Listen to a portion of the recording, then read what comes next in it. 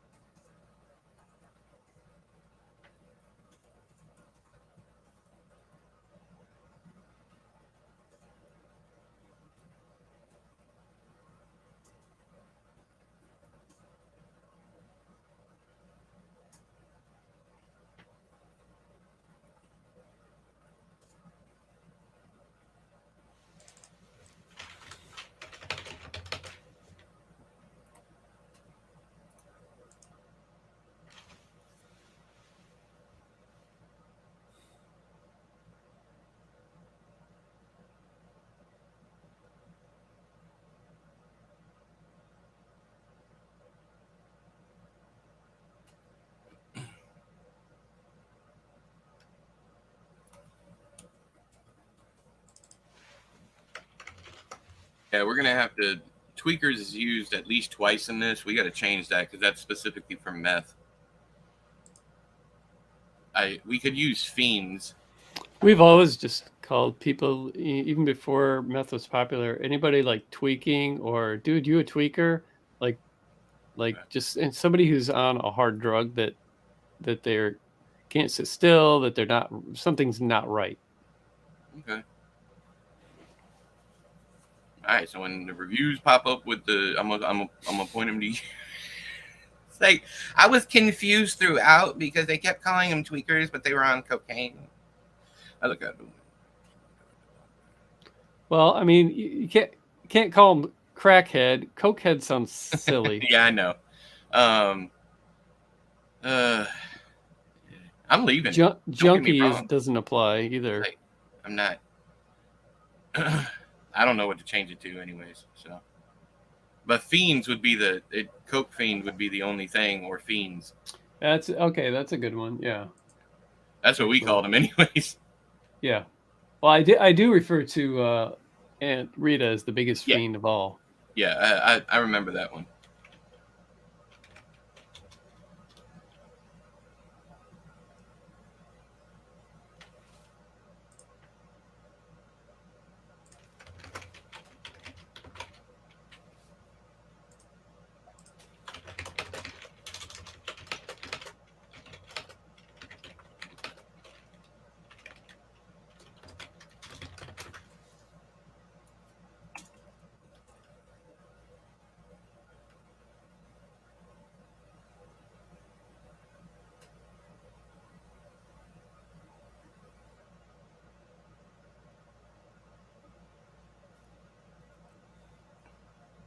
Yeah.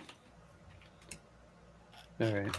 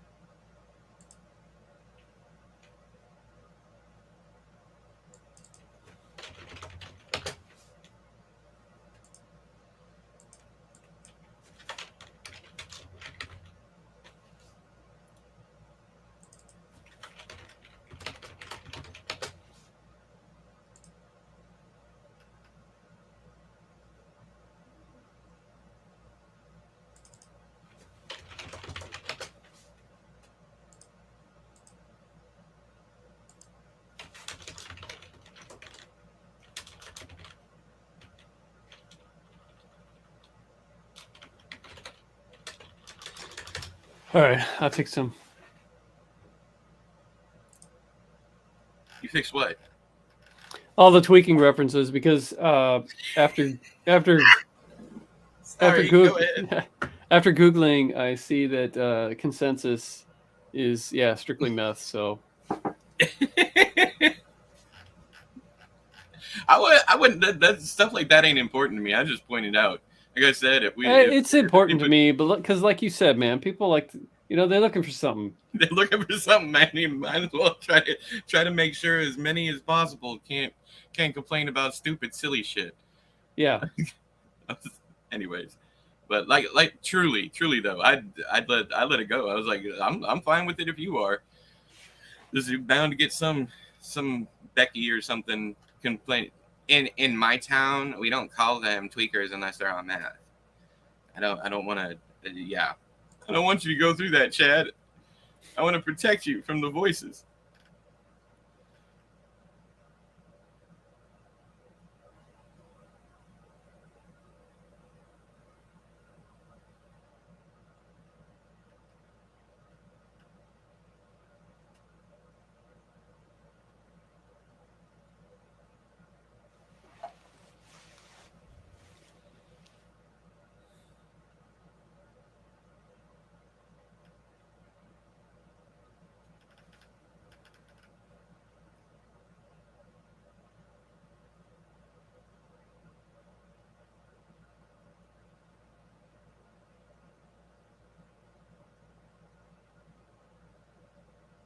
Hey, I want to change some words here. This punctuated by the occasional scream of terrifying joy. I want to do punctuated by the occasional strike of electric joy. What you think?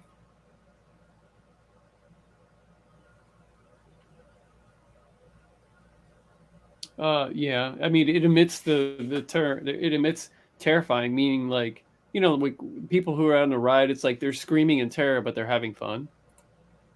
Yeah, no, no, I get it. I don't know the. Okay, I'll leave it. But I mean, I like the term. It just drops the whole the idea of fear. Okay.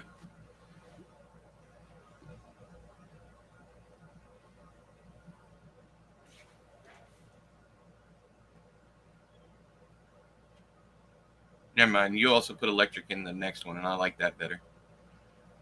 Had I kept reading, I wouldn't even had that. Yeah, that was something else that came to mind. Yeah. The funny part about it is it just felt like there needed to be electric in there somewhere, and you got it.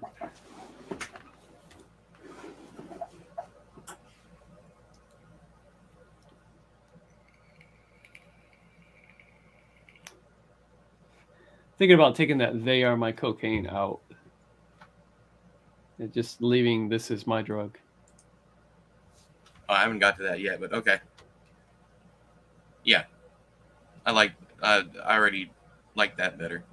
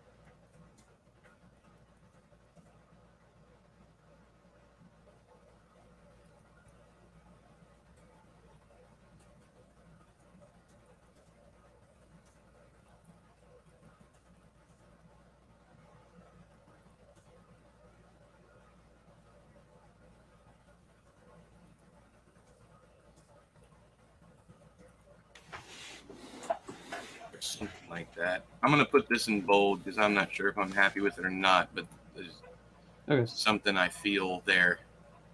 It's probably not the way I want to say it, but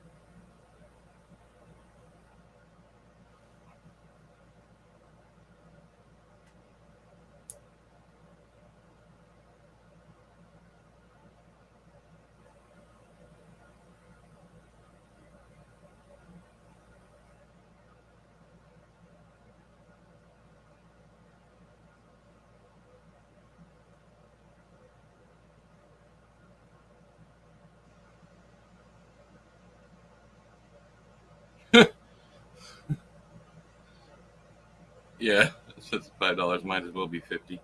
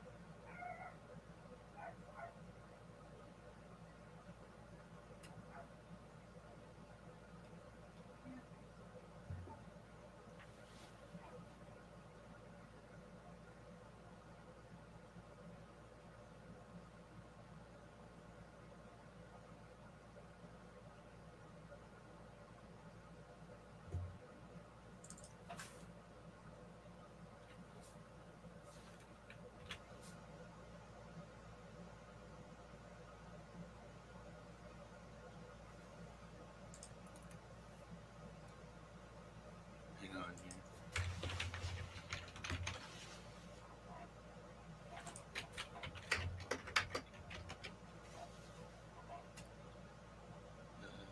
Actually, I was thinking muffled pig's grunt, and a cow lows. But I mean, it's just what semantics at that point. Yeah. And cows what? Low, or a cow lows. LOW. It's the same thing. It's just a little more. I never heard of it. Yeah. Yeah, low of a cow make a characteristic deep sound. My only thing is people who don't know it reading that sentence, like having it pull them out and going, "Whoa!" That's fine. Like reading it over and over again. Like I said, at this point, that was just semantics. It was just like a I don't know. It felt better coming off the tongue, kind of deal. It does. It sounds better, but but I don't know how common it is. I mean, it's in a way in a manger, Chad. I mean, come on. The cattle are lowing, the poor baby waits. No, I don't know what it is. Sorry. I don't know Christmas music. Fuck off. No, I'm just kidding. I'm kidding. But yeah, if you want to go back to Moo, that's fine. And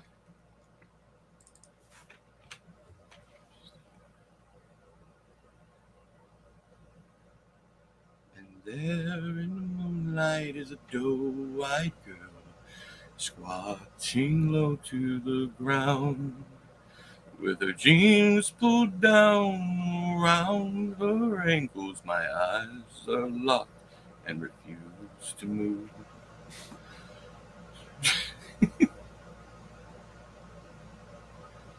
I will legit sing like whole paragraphs, because if you can sing it, yeah, that's the kind of prose I like.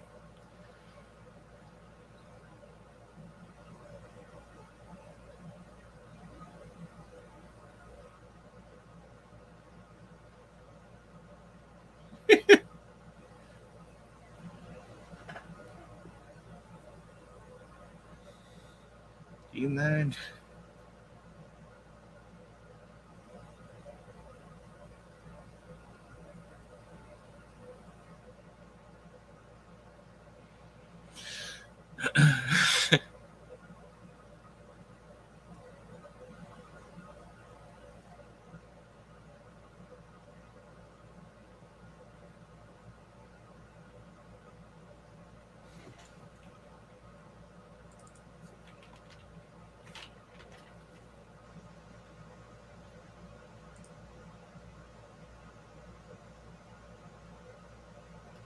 Ugh.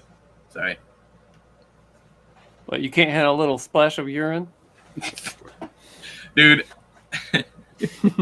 I was a CNA for 5 years, man. Splash of urine means something completely different to me. Ugh. Looking for a place to be. Pretty much anywhere they want. Wolf.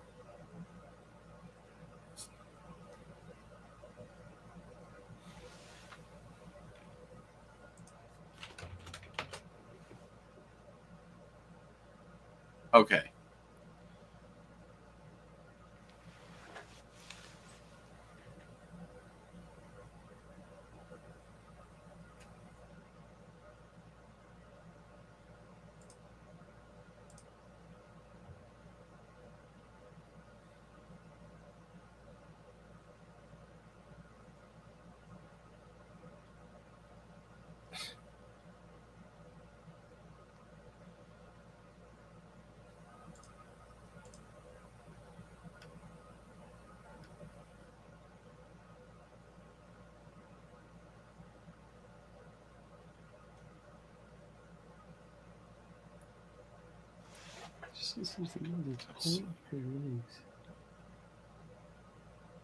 Oh.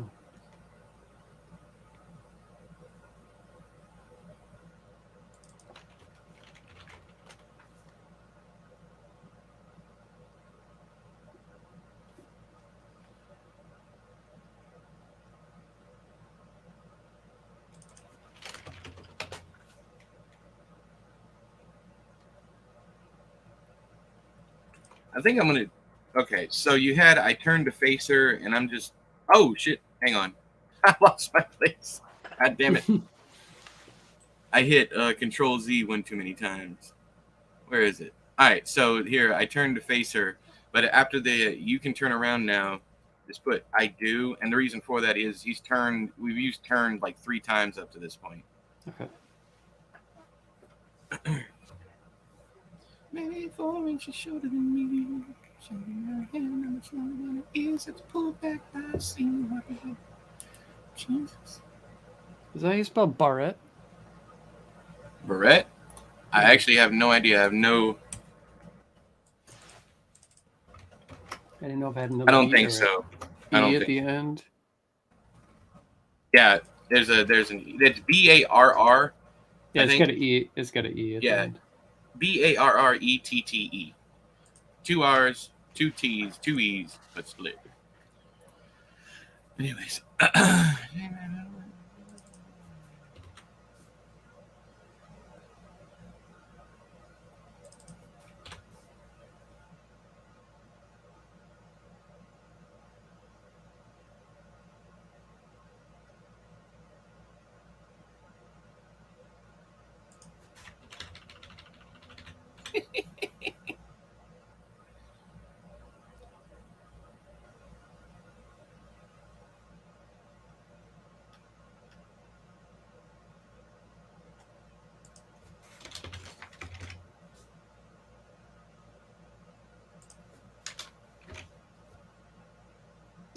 I started going into past tense. There was another one up here. I wasn't sure. It was a took. Yeah. I took her word for it. I'll change it to take. I wasn't sure about that one though. I'm gonna go ahead and change it anyways.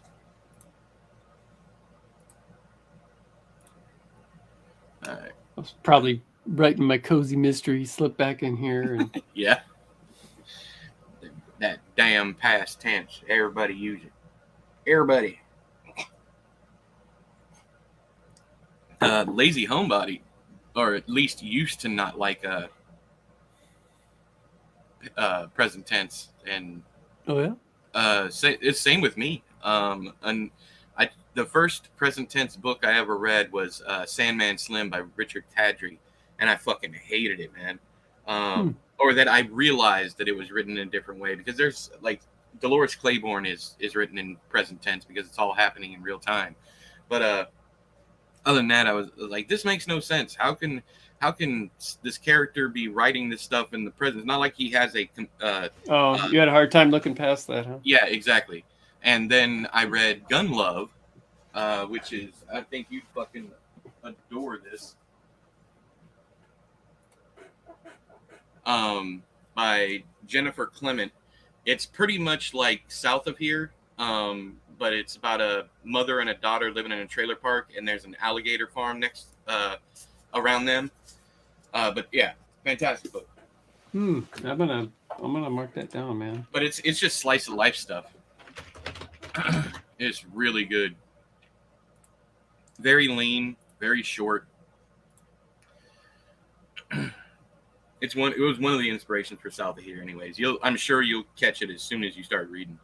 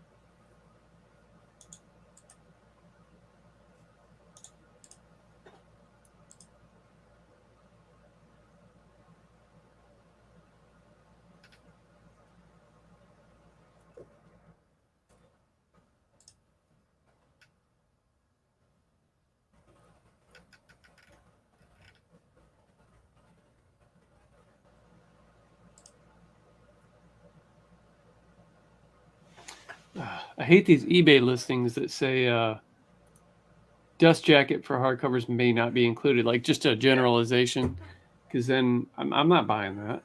Yeah, it might have a dust jacket. Exactly. Yeah, I don't fucks with those.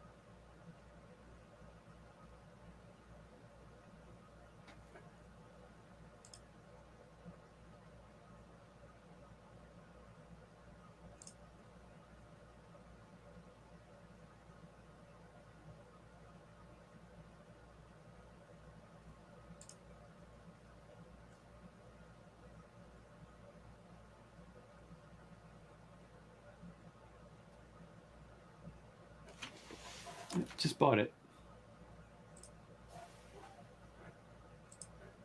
What'd you buy? Gun Love. Oh, okay. Just a used copy, library copy off eBay. Cool. I'm a cheapskate. Oh, that's it. Ain't no shame here. We were just talking about that earlier. I gotta save that money, son.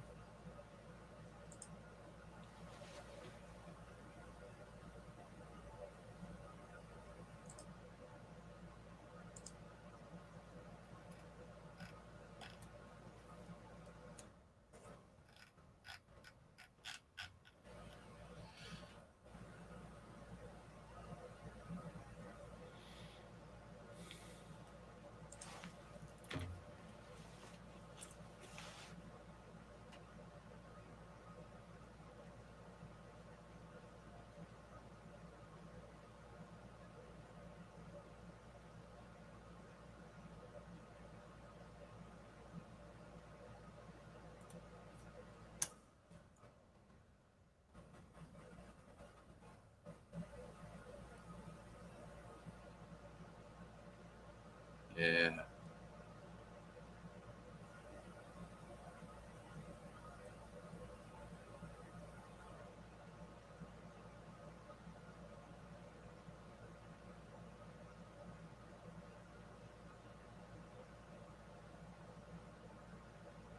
Lord Jesus. I thought this said when she squirts. I'm like, this changed into a whole different book real quick. When she squints. Something wrong with my left eye. It's got an aberration effect where it kind of does like a wave right through the middle. And I don't know what's wrong. Not even the dudes at the eye doctor could tell me. So it's not a tumor. It's not anything pressing on the eyeball. The pressure is fine. Everything else is fine. I can read fine, but the aberration makes R's look like N's and a couple other things. Or N's to R, whatever.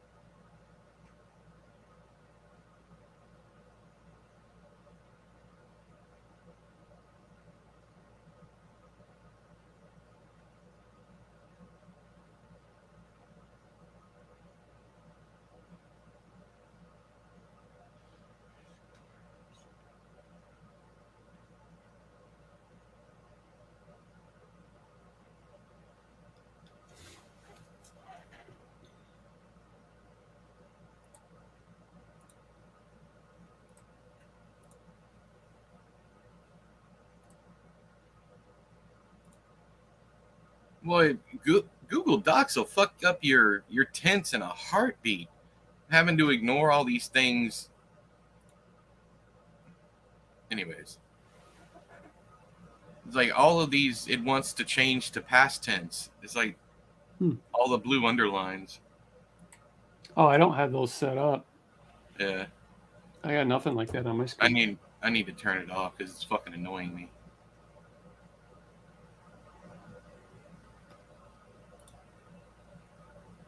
Yeah, I already read that part.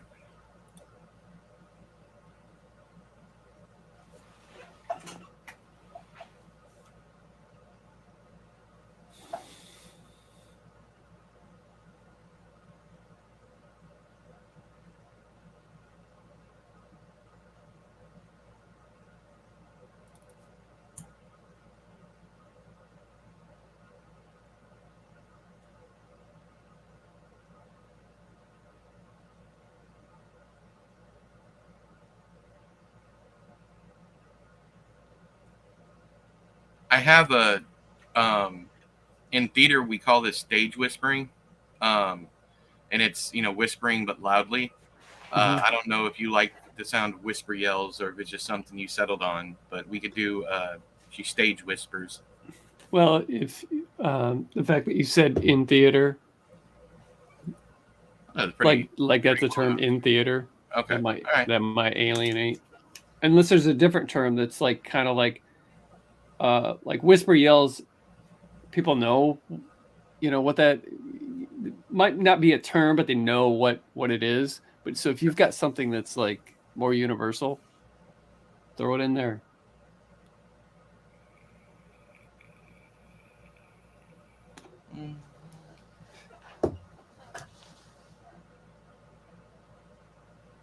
And I don't know that she'd need to whisper anyway. I mean, the place is loud. Yeah. And if somebody says, "Hey," it's not like anyone's going to be alarmed by it. Yeah, because she works there.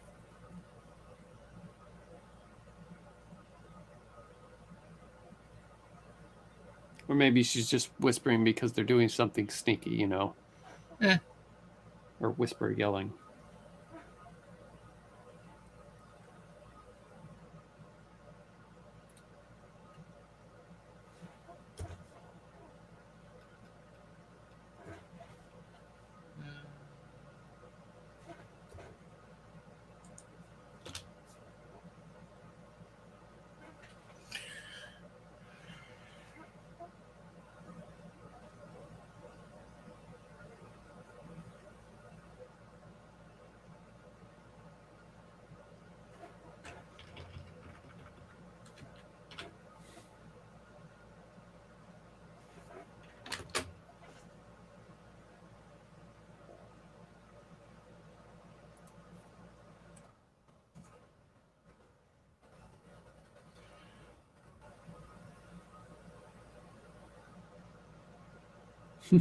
I was going to write that last night, but I think the nail polish stopped me. But they're not so close together that it sounds weird or anything. Well, I mean, hopefully people realize it's because she's eating the pink and blue cotton candy. But yeah, but yeah, it's far enough. It's far enough apart.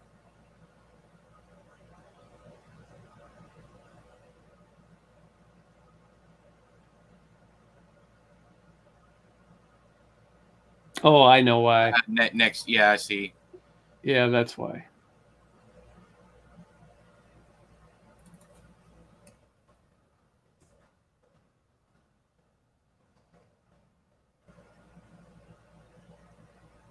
Hang on. Candy colored tongue. That could work. Yeah, she wrote this time.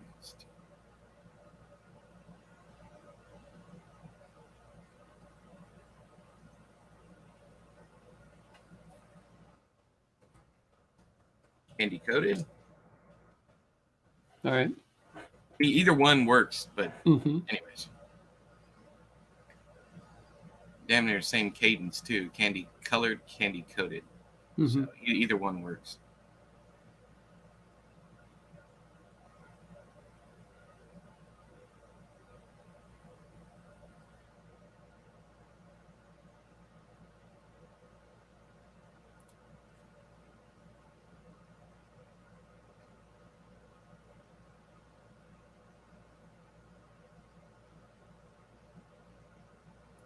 I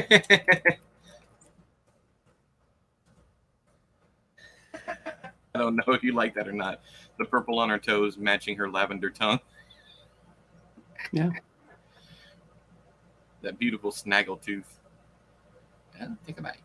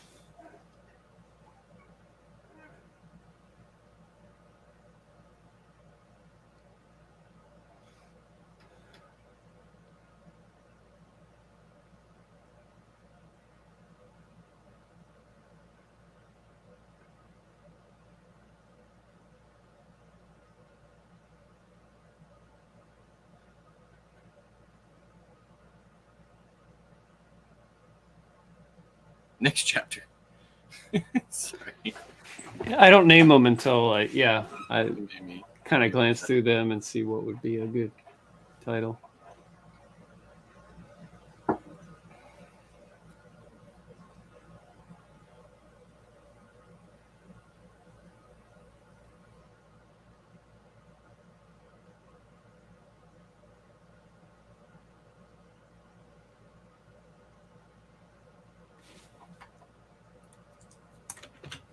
Haha, beat you to it that time.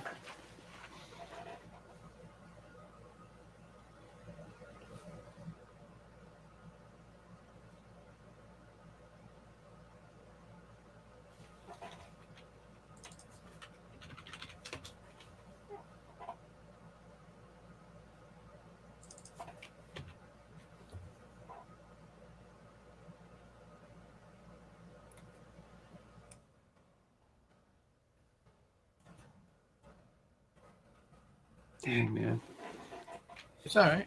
I got you. I wrote all this morning. I wrote this chapter this morning.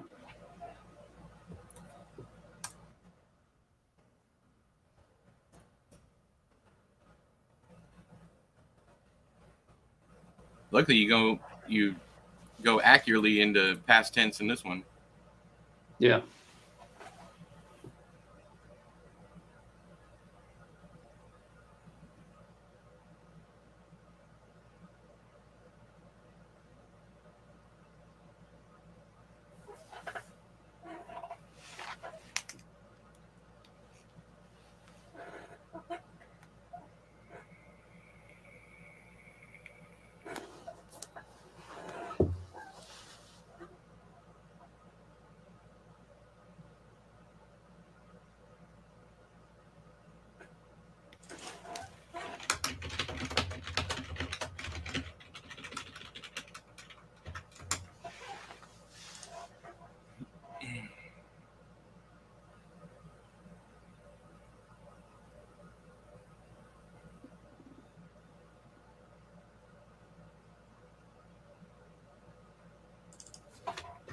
Yeah. God damn it, you beat me that time.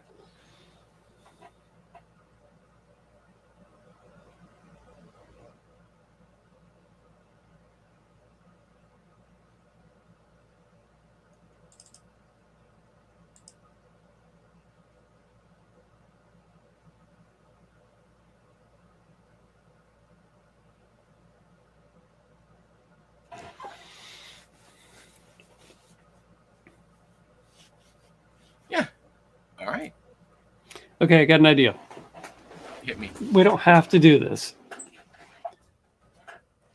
I can't remember which books of mine that you've read, but there is I can list the ones that I haven't. A Pale White, Same Deep Water, Out Behind the Barn. None of your collections. I don't think I've ever read a Chad Lutzke short story. I might have, but yeah, I think it's just those three. Oh, Wormwood. I haven't read any of your collabs either. So okay, or How the Skin Sheds. no, yeah, exactly. Or yes. yeah, or a couple others that I don't talk about, really, but Yeah, I like I think damn near everything you've done yourself, published yourself. I have read, except for. Did someone did Pale White, or did you publish that yourself? that's Crystal Lake. Yeah, I thought so. Okay, so I think out. Well, I know. Hang on. So there's no reason why I haven't read Same Deep Water. That's maybe because I'm waiting for Jex's saga to be done.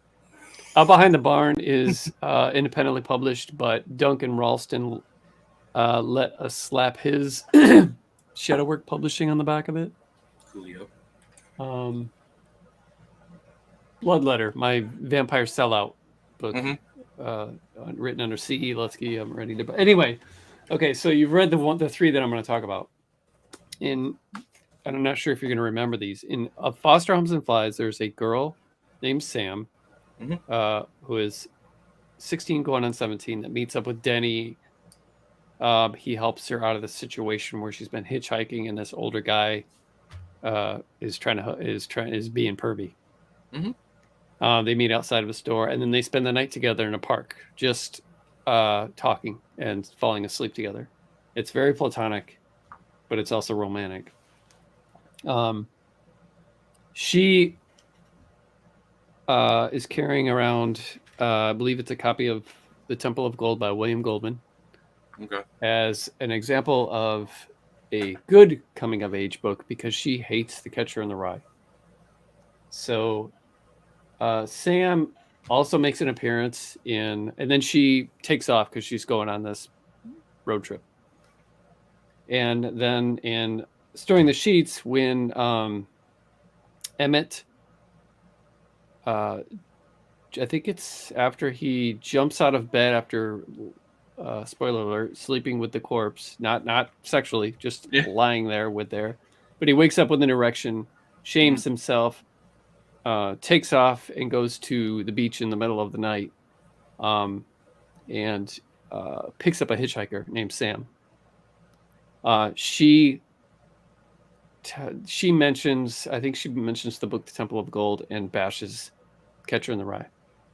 And then in Skullface Boy, when Levi is pissing behind the Wicks and Sticks thing, there's graffiti all over, and one of the things says Sam is here. Just a generic enough name that I didn't catch it. Just a generic enough name. So she makes these appearances, and I don't know that it would fit. I had to look last night to see if the ages matched up and stuff, and I thought it would have been cool if this was kind of like Sam's story. It could even be a selling point, like, because I get asked about Sam a lot. Hey, I'm fine with whatever. In fact, I brought up when we were first talking about doing this, I was like, if you wanted to bring in like one of your characters, like what I used was if like Jex met James, but it could be literally anybody. So if you want to do that, I'm perfectly fine with that. And by selling point, I don't mean like promote it as such. I mean like if someone asks, on a podcast or whatever, if you want to find out a lot more about Sam, read the book that I wrote with Edward Lorne, and the whole truth is there. And we could even mention, like, she says that she's going. She tells, and this could be like after the fair. I don't think that there's a timeline in A Foster Homes and Flies. I don't mention anyone's. For all anybody knows, Denny's a black kid. I don't mention any of this kind of stuff. I don't mention an era. Just New Orleans in the summer. So she could even, organically, of course, mention that she, something like, I used to tell people that or no, that doesn't make sense. I'm trying to think of the timeline, like, because Foster Homes and Flies could take place after this, like after she leaves. But then again, a small part of me wanted to kill her at the end of this book. Yeah, no, I remember you mentioned not if she dies. So you're talking about making Shenna Sam, and have this be the origin story? Is that what you're saying? Or this is what happens after all the other ones. Like, okay. She either way, I'm down with it. Takes off. I mean, obviously, it would have to be, if she ends up dead, then this won't have to be, But I'm just trying to think of, because in Foster Homes and Flies, she says, "I'm going to live with my cousins in California," and at the end, the last sentence or whatever, the last paragraph, Denny calls her, and then she picks up, and then that's the end. So she's clearly still alive. So this takes place before that, and she leaves the fair and goes on her road trip after that.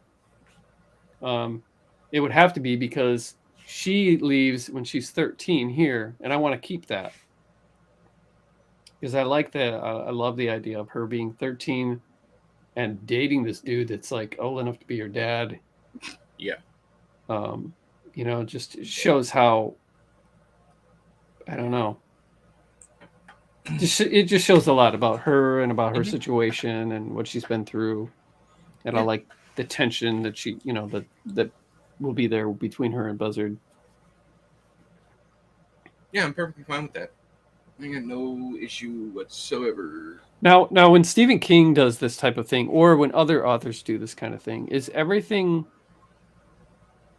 is it is there room for, well, this doesn't fit this, like let's say there was a timeline on Foster Home Supplies. Let's say it was modern day, and this is 1989.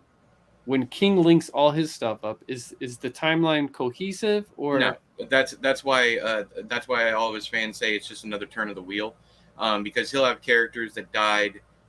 Perfect example: Patrick Hockstetter is a doctor in Firestarter, but Patrick Hockstetter also dies in It. So back in 1950s, but Firestarter happens in the 80s, and Patrick Hockstetter is a doctor. Also, there's a there's several timeline issues, which one of the reasons why the Dark Tower ended up being what the Dark Tower is because he wanted to fix a bunch of continuity errors in the world. Like, how could this person be alive? That so oh, he has an out. Because he has the whole wheel turns, and every turn is different, that kind of thing. So he has an out. As far as anyone else, I don't know any. I can't think of another author that does it as much as him. That's not like really generic.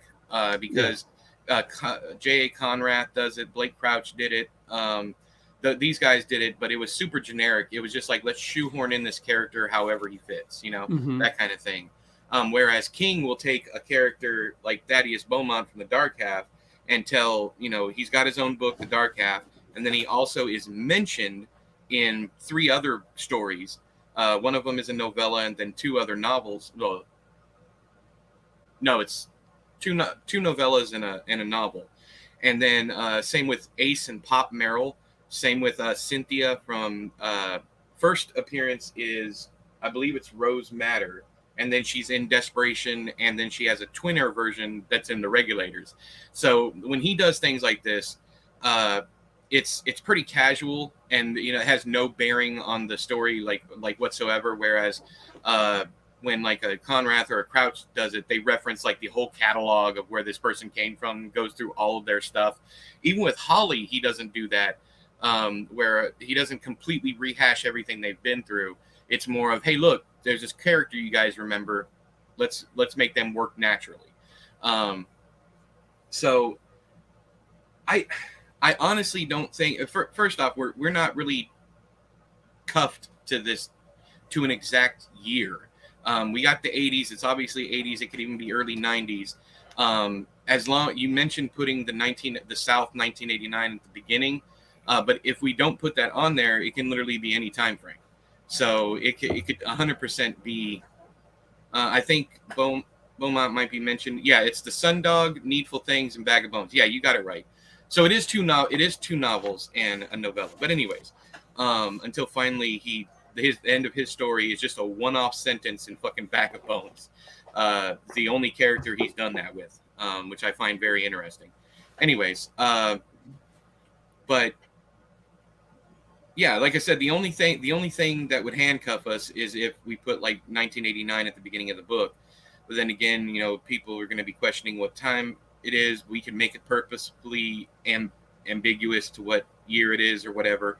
If you're worried about that, it's an easy fix. Either we don't mention the time, or we give a vague description of the time. I don't know. I could even have her say, like, maybe after her and Buzzard broke up, she did go on like this sabbatical. You could do that too. Sabbatical. Yeah, and told everybody she was going to her cousins when she really didn't have any true north. We can even have them like, that's a really good idea. And how we could set that up is we could have Buzzard either corner or talking to Shane and kind of drop that, she just disappears whenever she wants to. I wouldn't get too attached, that kind of thing. That's a good, yeah. So that's a very natural way to throw that out there. Maybe after the whole, like you said, maybe after the whole thing with Buzzard, and then he could throw that down there, cause a little bit of internal conflict.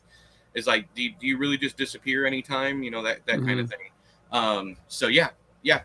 Yeah, I great like idea. that. I like that idea. I like It's your idea. just I like it's it all. just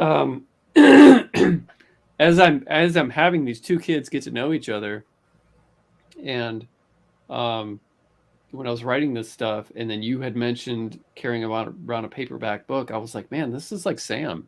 It's like Sam and Denny, and I was like, what if this is Sam? See And I that was like, I what? like it when things like that happen naturally. I don't like, Mhm. you know, the shoehorned in references, and that's natural. It fits. It's not us trying Yeah, to change the book to make her fit. It already fits. So yeah, 100%. If you want to put the Goldman book is the book that she has on her, 100%. I'm fine with that. And we can change her to Sam, or maybe just her Carney name is Shenna. And if you want to drop something at the end, like before she dies or something, it's like, by the way, my real name's Sam, or some shit like that. Who knows? But any number of things. It you know, it I like stuff like that. yeah, yeah, definitely. And I would want to make it subtle. So I mean, this would be for people who might remember other stuff that where she and Yeah, then be like, I think is this the same? You know, rather than like, yeah, trying to shoehorn and make this about this right. thing. It's just like the clues are there. If you've read the other stuff, you might pick up on it. If not, who cares? Okay. Yeah. I have a character in my big project that I don't know will ever see the light of day, that I thought could make a pop in because they come from a smaller carnival than what they end up in. And I was Mhm. thinking about putting that person in here, but nobody would know anything about it Okay, yeah, that'd be cool. until the other big project comes out. But just kind of be like, if you know people. Well, then again, if I use Lauren, I'm not using Lauren for the big project, so nix that. Never mind. Um, or You maybe don't that want could be like the you don't little want an Easter egg, egg? like Yeah, Derry in a Bachman book. yeah. It could be something like that. It could very well. I don't know. But that's if even like the same two people read my book and read this book. So I mean that's which I highly doubt. Completely different genres.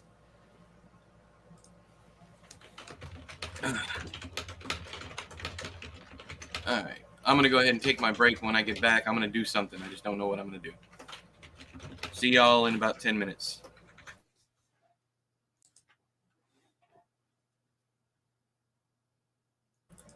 Do you want to share your screen, or I mean, it doesn't Uh, matter at this point. It's up to you. yeah, I can do that. All right. Um, I'm just trying to give people something to look at other than our faces while we're just sitting here. Not that I think anybody cares, but most everybody that watches these are working too.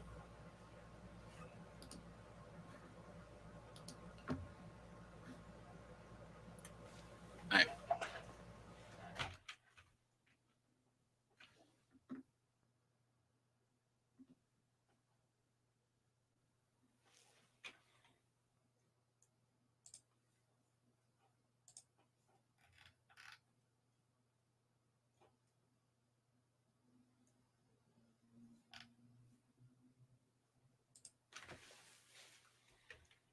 mm.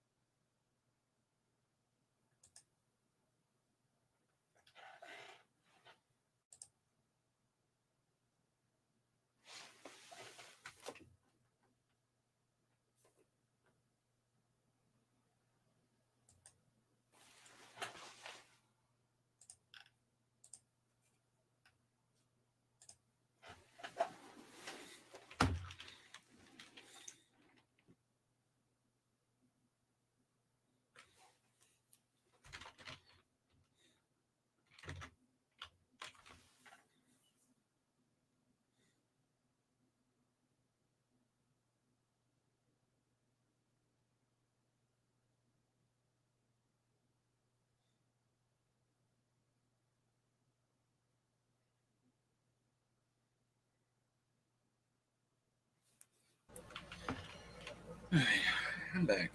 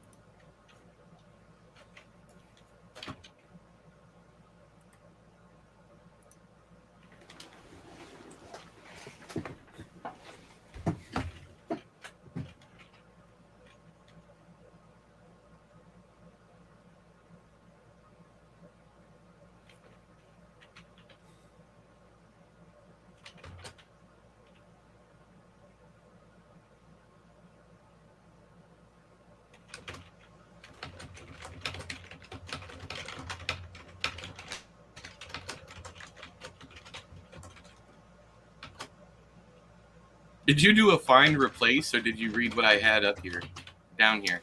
I did a find replace. What did you have? No, that's fine. I was just wondering because I saw that the name was changed in this later chapter I wrote, and I was wondering if you'd read it or not. Oh.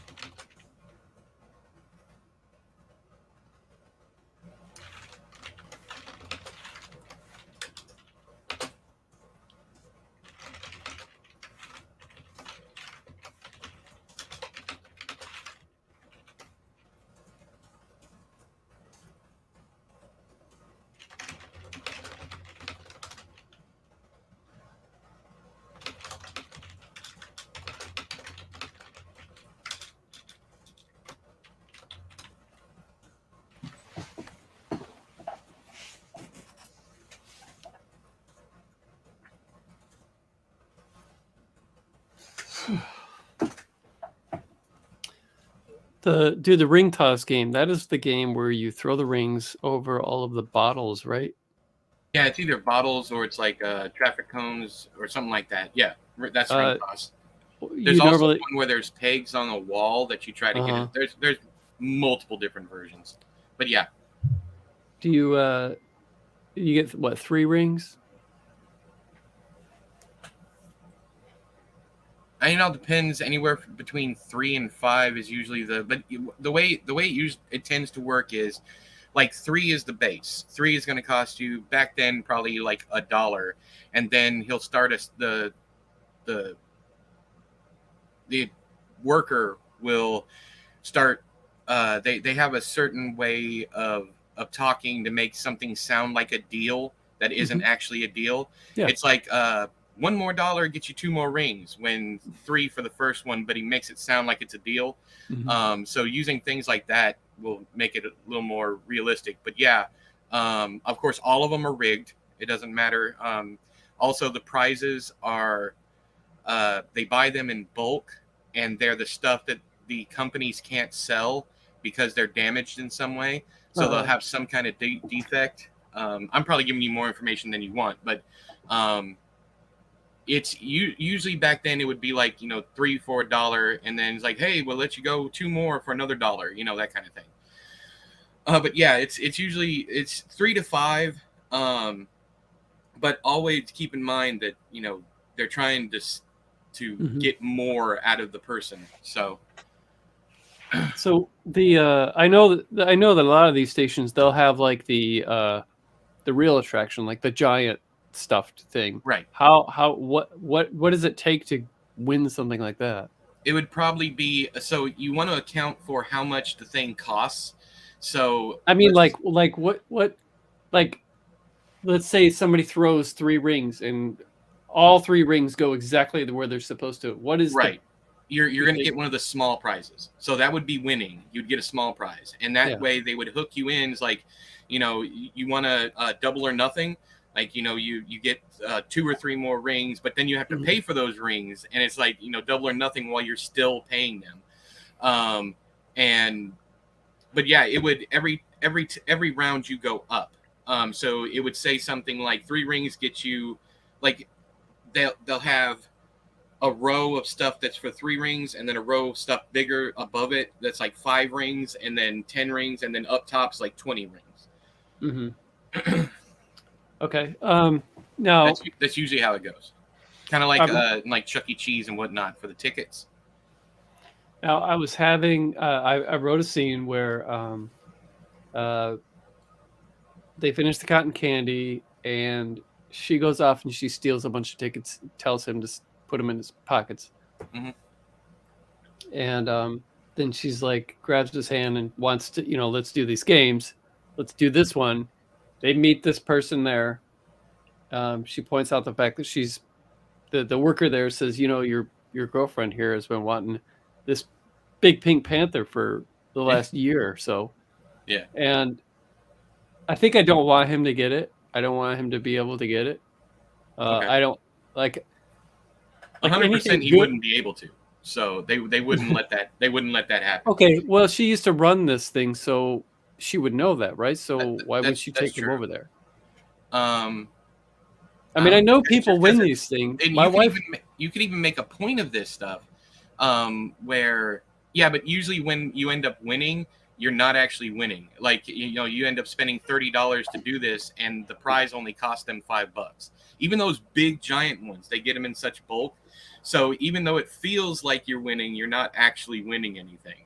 But you could literally have them have like a conversation. He'd be like, "Man, that felt rigged," and she goes, "Oh yeah, they're definitely they're all rigged." It's like, why'd you have me play it if you know they're rigged? It's like, you had fun, didn't you?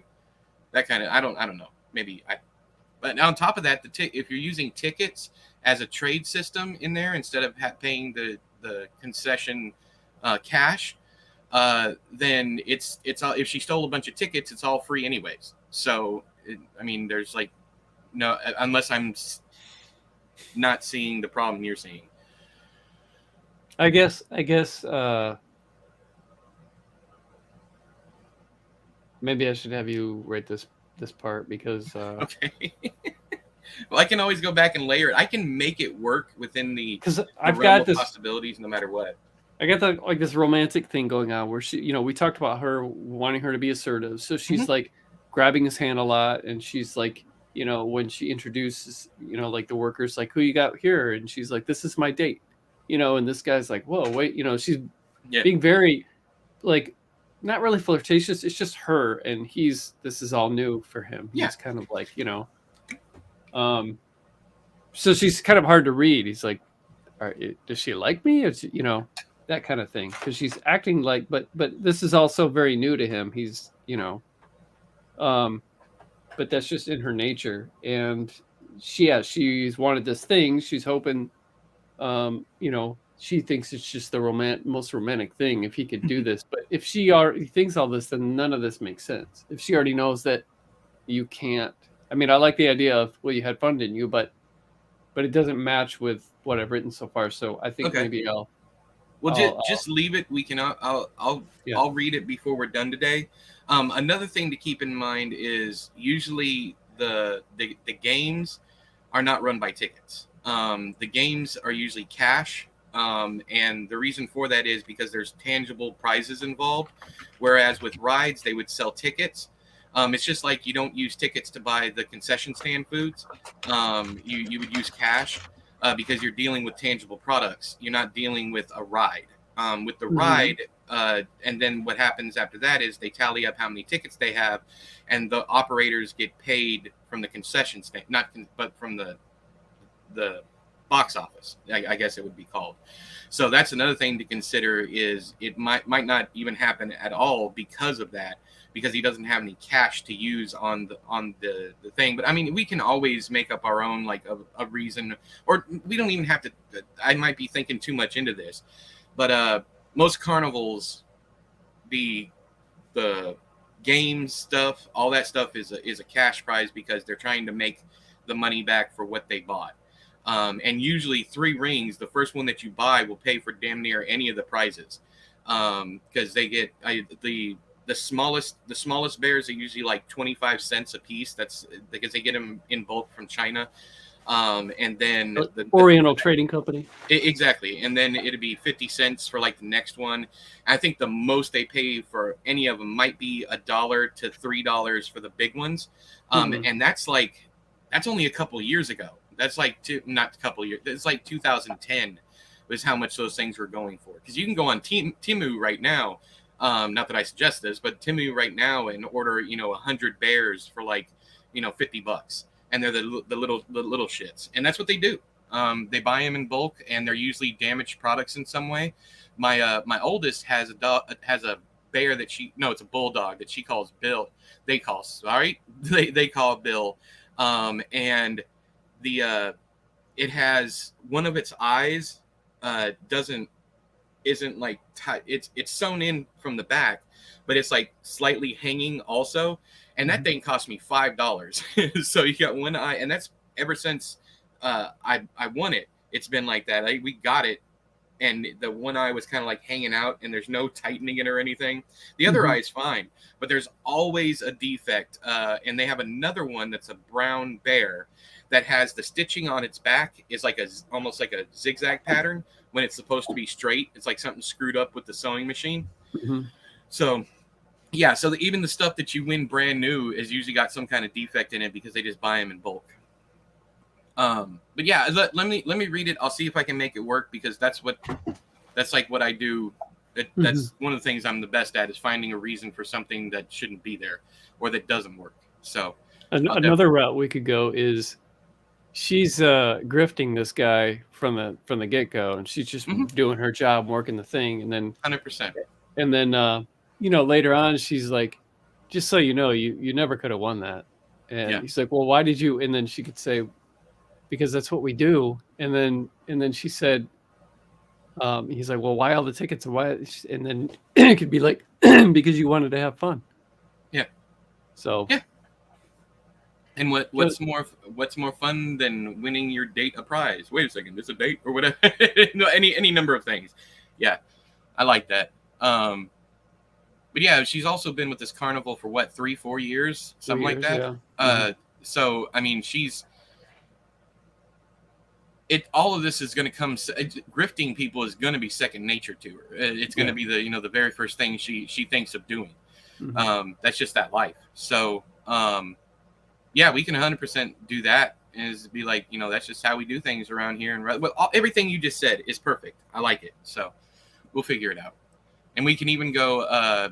It's like usually he charges money, but he let me do it because of the tickets, and I stole the tickets, so nobody loses anything. You had fun, didn't you? That kind of thing. Mm-hmm. Whatever.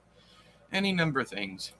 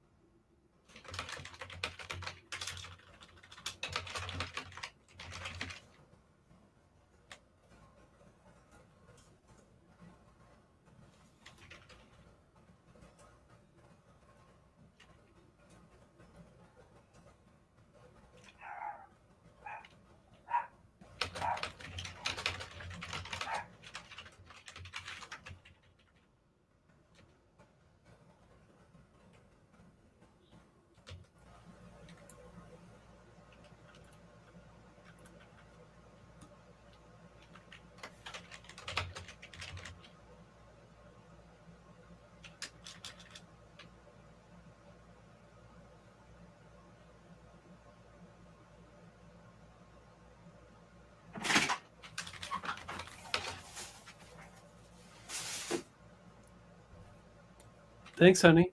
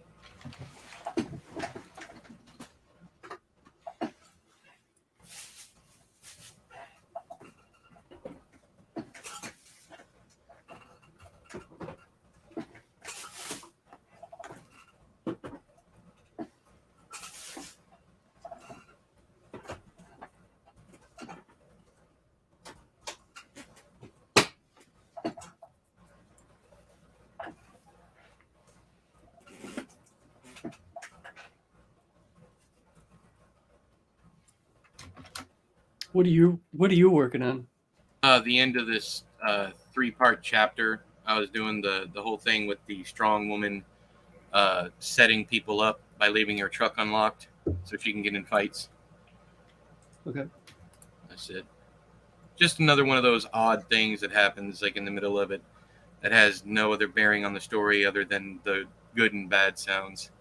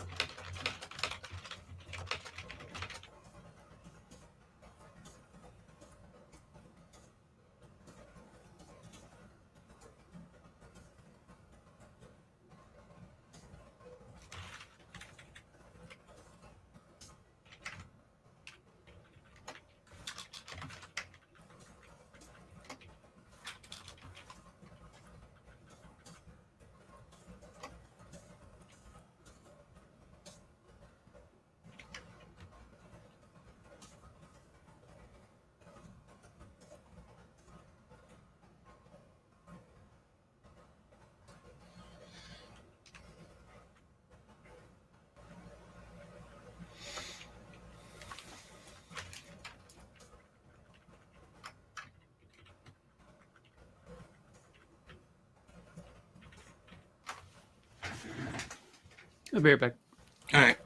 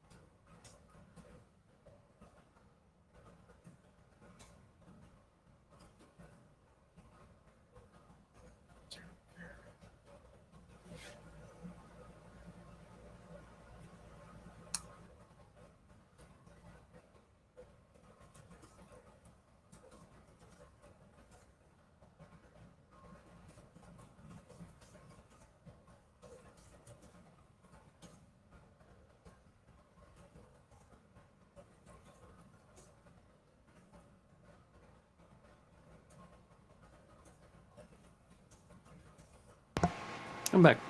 All right.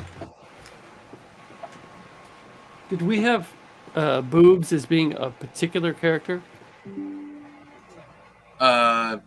If so, we put it down here. Yeah. Just no. The only thing we have is just because everyone loves him. All right. I've got him as the hot dog guy right now. Yeah. He'd probably be best if everybody loves him. He's got to be in some kind of sales position.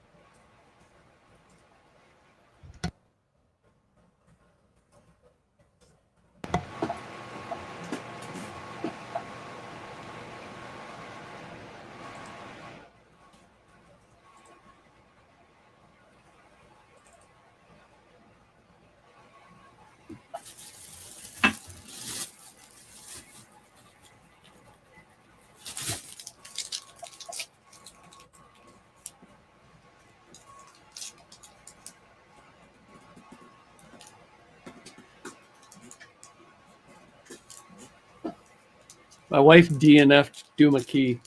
Yeah, I was wondering how long that was going to take for one of you to be like, I don't think so. Well, it's rewarding as fuck by the time you get to the end, but that's what I kept trying to convince her, because I just bought her a hardcover, and I already have my hardcover of it. Oh, that book is so much better a second time around, and I don't expect anybody to read it twice. But I'm not hating on it. I don't mind it. But yeah, she's I turned her on to some really good books recently, and that might have something to do with. Plus, she's she's used to my kind of no nonsense, no filler type of Yeah. stuff, and to go from that to Stephen King, where it's wordier, is hard for her. But yeah, I just had her read um, Hard Mountain Clay, which is one of the best books I've read so far this year. Cool. And then what did she read? Oh, Hidden Pictures, which I bought but I haven't read, and then The Last Thing He Told Me, which is she liked that too. I haven't read it. Okay.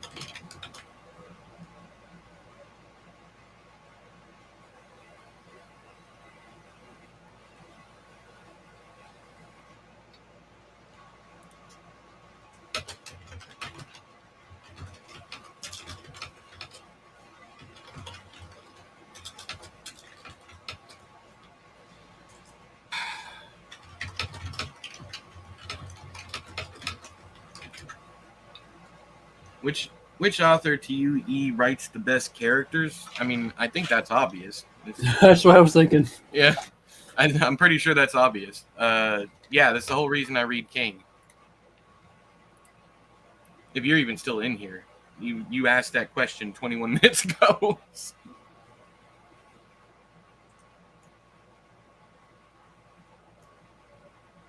My niece started school today. What happened to The- I thought school used to start in like September, man. It all depends on where in the world you are, but I mean, you would know around your area more than I would. Yeah. I mean, all my kids are graduated, but what the heck? That's horribly sad.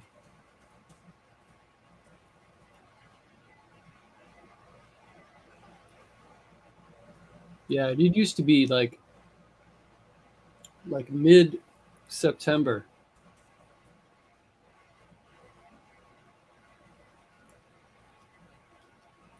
Looks like. Jeez. Sorry. Oh, you're fine, dude. It's a strike.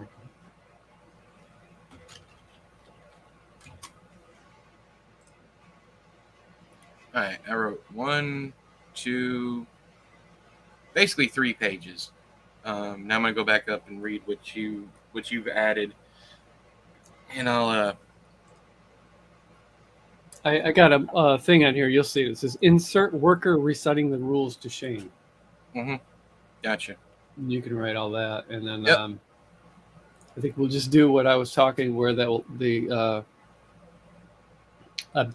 while they're eating their hot dogs, she'll be like, "Just so you know, like everything I just said," and then she'll just confess the grift and that there was a ulterior motive, and that was for him to have fun. Yeah. I just use that in that later chapter I'm writing too, as far as the setting up of the grift. So I'm already using stuff from earlier, kind of tie in the themes But yeah, let me read this and we'll All right. drive to survive.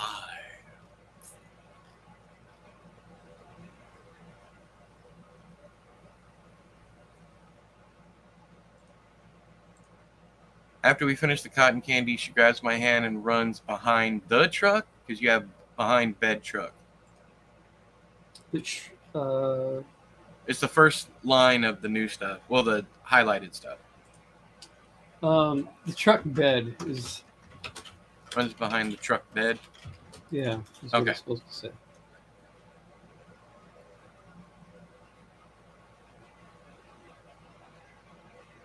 And I might, I might have all this kind of ticket stuff wrong. I don't know, or maybe they just do it differently because they try to save as much money as possible, or they have a different way of things. I don't know. Yeah, I'll figure it out. There's plenty of ways to do it. I'll pick the easiest and most natural way, or at least run that by you.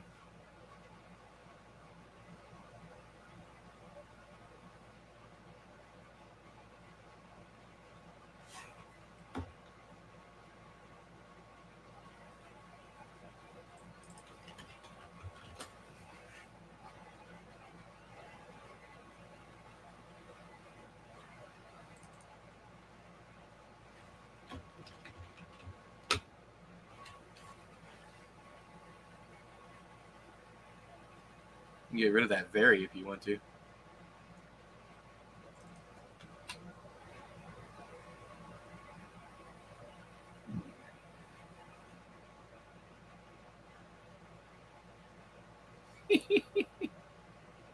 You know, you have any idea what that means? The pineapples. My grandparents used to do it when they would go camping. They used Oh to my! have in the 70s. It was very popular in the trailer parks. Do you know why? Like, I don't want to be the one to tell you if it's your grandparents. Trust me, if it's something sexual, my grandparents were very and this was like an old person's like. It was. I get that. It But might seem something now, but it did not then. okay. I In mean, like what I'm talking about 75. started in like 40s. Yeah, pineapples. Pineapple has been the kind of secret thing for swingers since the 40s.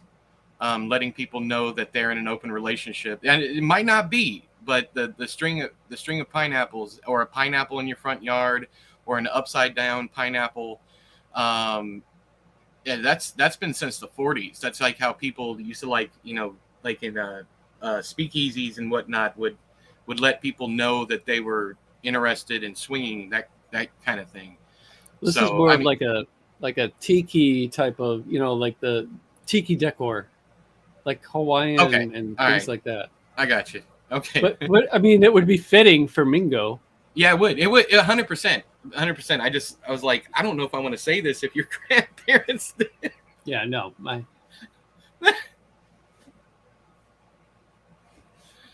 Like today on the live stream, Chad finds out his grandparents were freaky. No, just kidding.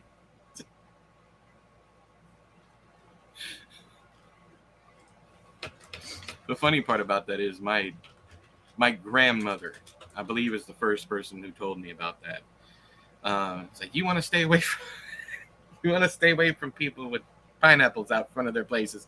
And she lived in what was considered a retirement trailer park. There was like a gated community kind of deal, but it was still trailers, so it was really nothing fancy. They had a pool and everything. It was in Yucaipa. I can't remember what it was called, but Yucaipa, California. And she goes, "Don't go anywhere near the people with the pineapples out front." Okay, I guess it has to be an upside down pineapple. It has to be upside down. Okay. Yeah. All right. Yeah, because I'm looking at I Google the pineapple lighting with camping, and 1970s tiki lighting and all this stuff Okay. pops All up. right. Where Ningo is displayed.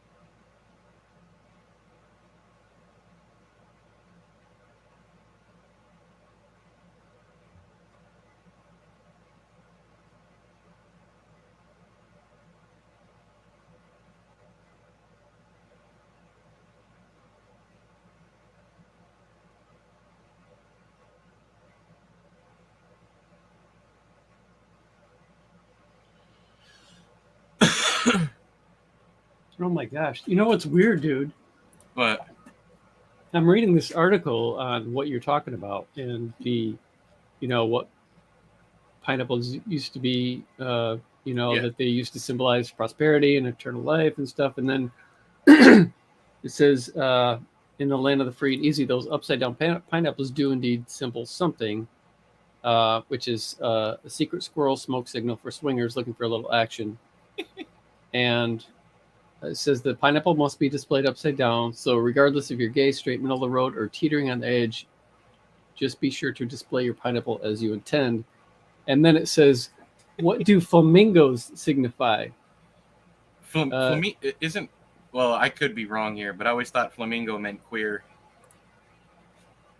It says, if you're wondering why your mingos are getting caught in this, it says, What? um, Why your mingos? So it's just so funny that all of this is coming together. Yeah. With that, I'll read on here what it says about flamingos, but This happens to me a lot. Like finding out I've written something that is actually deeper or goes farther than I had thought at first, or that I got something right and I had no idea.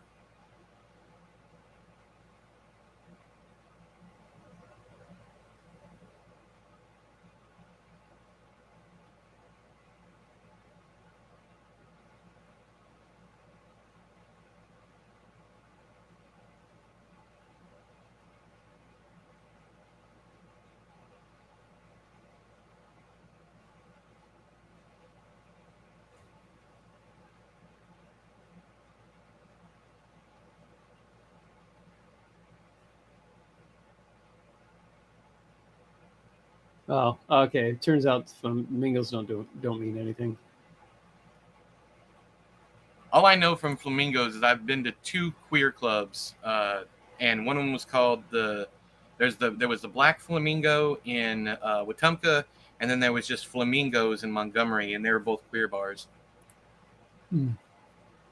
It's probably just because flamingos are pink, but yeah. Anyways, Yeah. the Black Flamingo is fucking awesome. It's one of the coolest clubs I've ever been in the South. Used to go there on drag night to watch the show. Those damn motherfuckers put on a show for real. I guess some people are saying that few swingers use flamingos as a sign of availability, and pineapples on the door or porch is a signal that some shenanigans are going on right then. Ah, gotcha.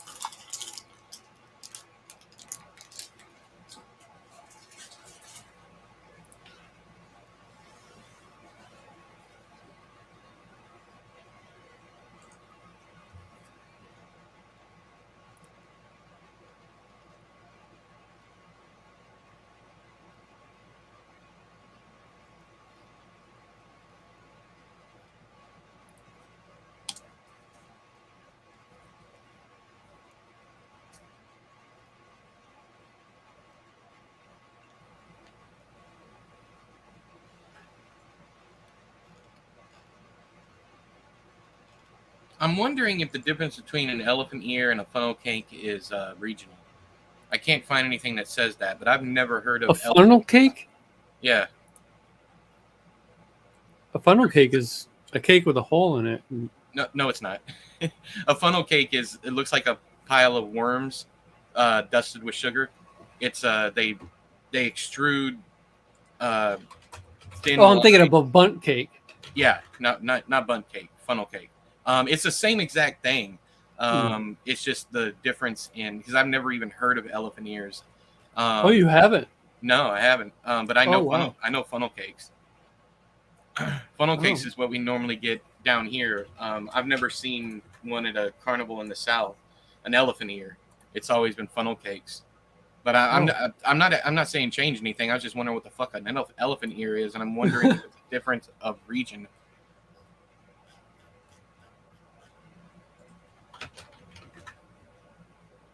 Yeah, it's basically a elephant ear shaped donut, or I Yeah, mean that's I see fried. it. Yeah, it's fried dough that's pounded flat. Yeah. Mhm. Whereas yeah, the funnel cake is a fritter batter, and not a dough. Not your typical dough. Anyways, that's just interesting to me. Like I said, I never heard of them.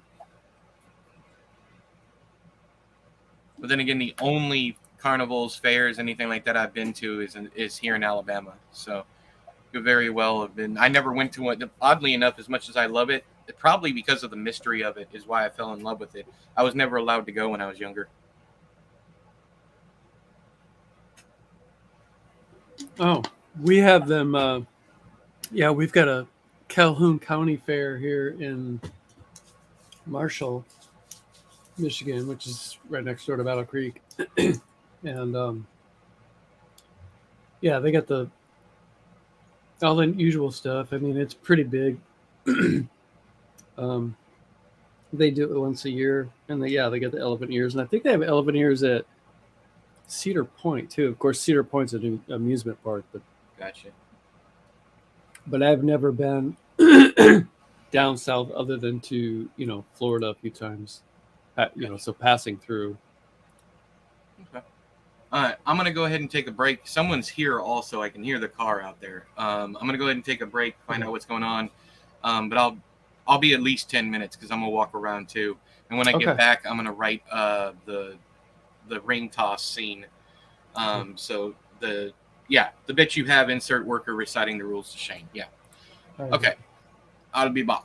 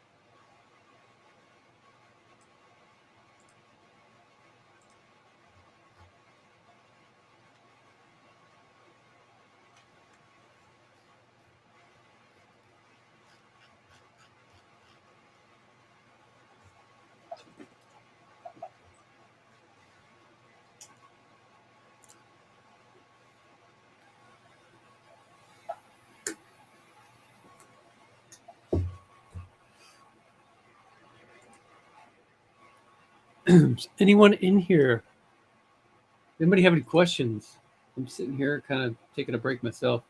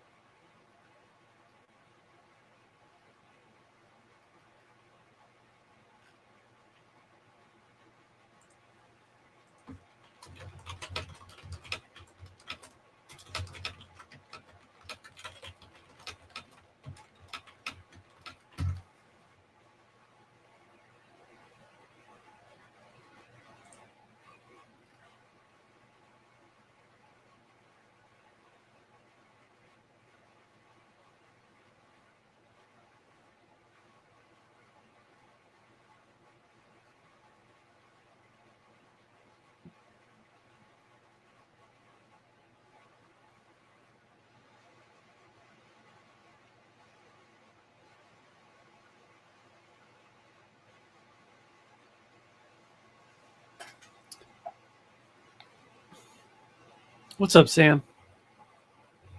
Brainstorming for new ideas.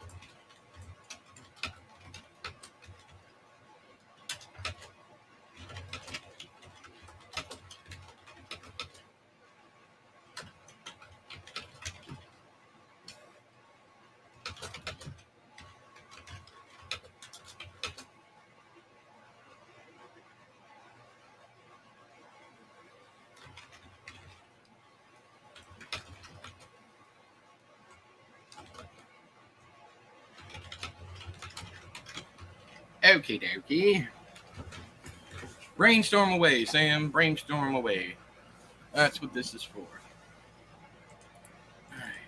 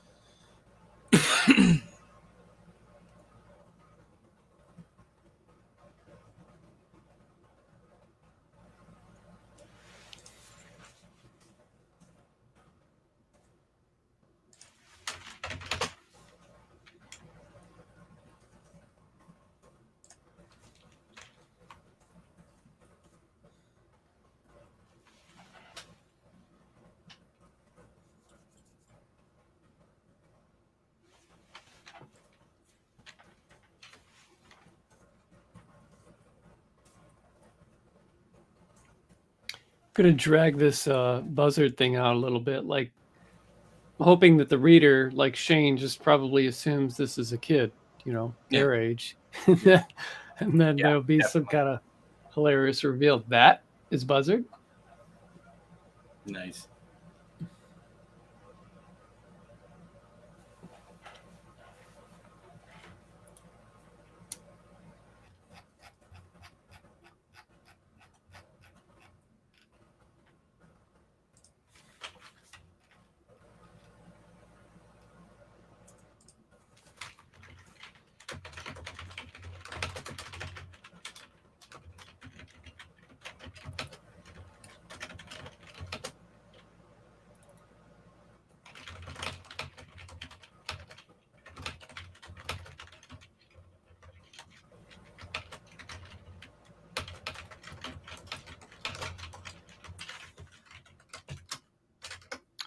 I got a character down here. You can change the name. You can change her details or whatever. But for now, I just wrote.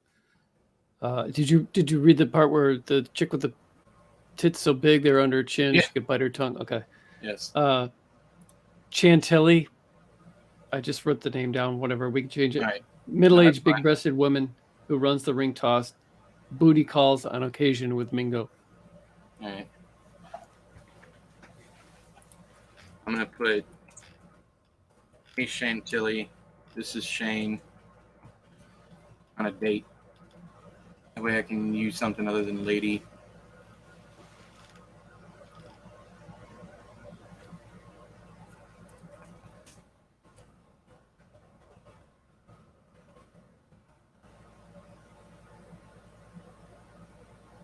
I don't think I've ever met anybody with that name. It just makes me. There's that song. Chantilly lays and a pretty. Yeah. Chantilly lace with tits in her face.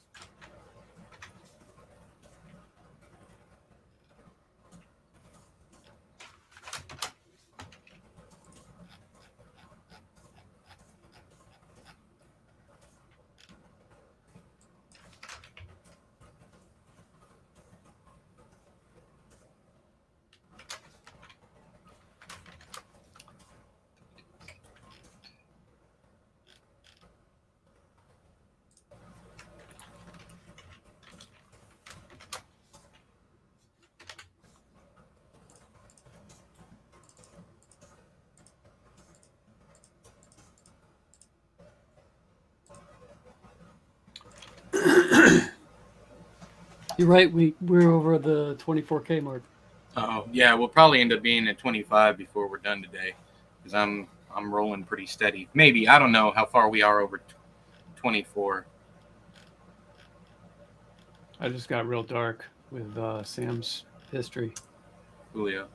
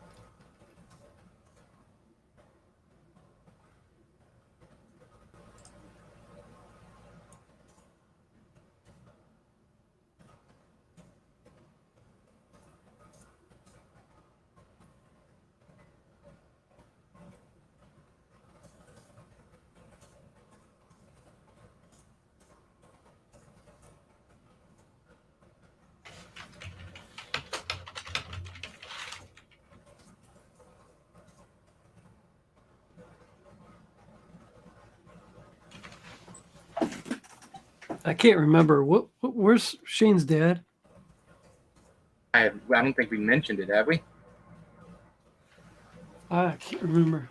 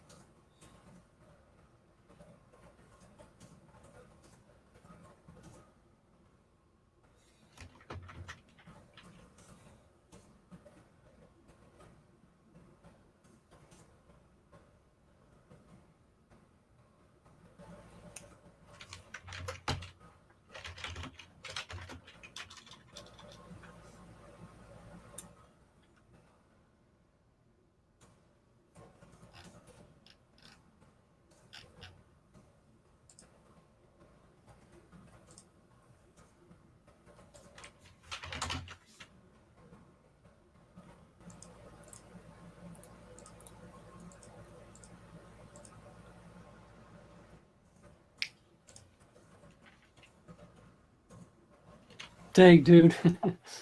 I just scrolled up looking for something. Yeah. And I'm so glad to be out of that house. My gosh. Yeah. It's a yeah. It's just a whole different feel right now. It's like Mhm. exciting. Kids got future ahead of them. Oh man. Yep. Yuck. Yeah, there is that. I have that same hopeful feeling now.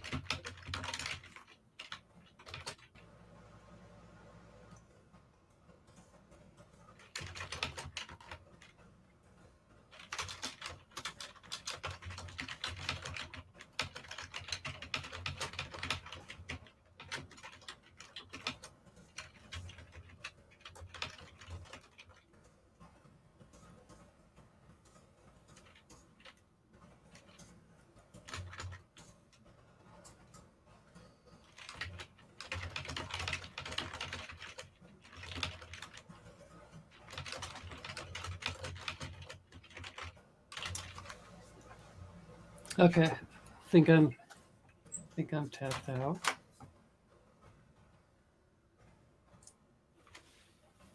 Got a lot written. Got some really important scenes done. Or at least started.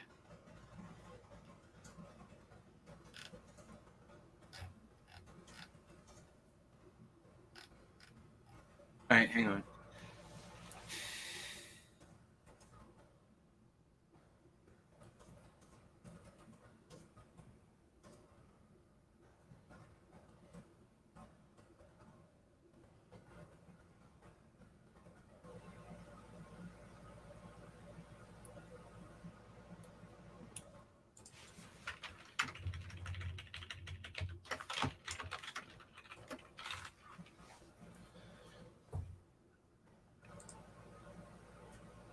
Okay, I think I got it.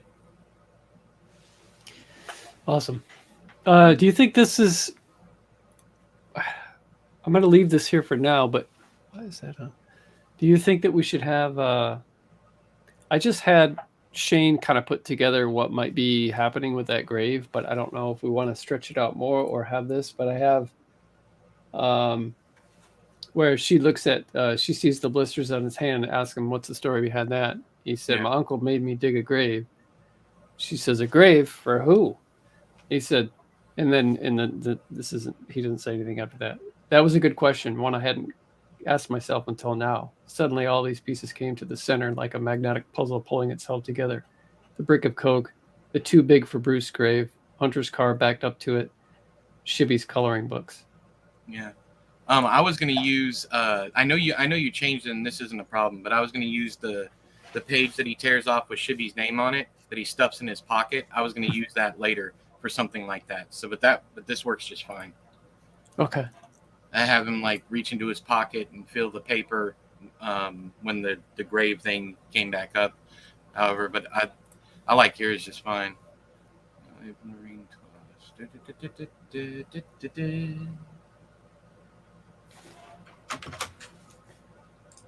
All right, let's see.